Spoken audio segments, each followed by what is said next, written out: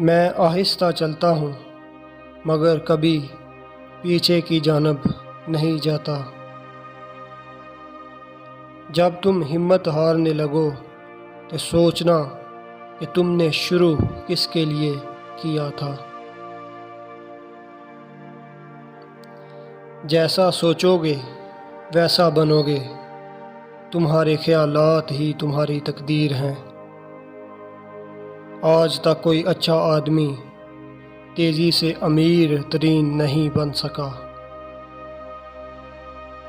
अगर तुम हारोगे ही नहीं तो तुम कभी भी जीत का मज़ा नहीं ले सकते।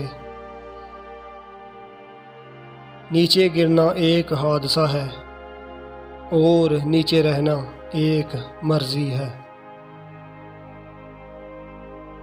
उन लोगों पर ज़्यादा तवज्जो दो जो तालियां नहीं मारते जब तुम जीतते हो।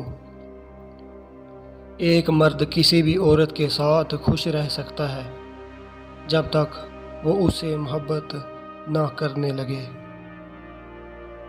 रिस्क लो या फिर मौका गवा दो। बात के अंदर की बात समझने के लिए ज़ात के अंदर की ज़ात से राबता होना बहुत ज़रूरी होता है। वो करो जो सही है, ना कि वो जो आसान है। बुरे लोगों की सुबहत छोड़ दो वरना कंगाल हो जाओगे।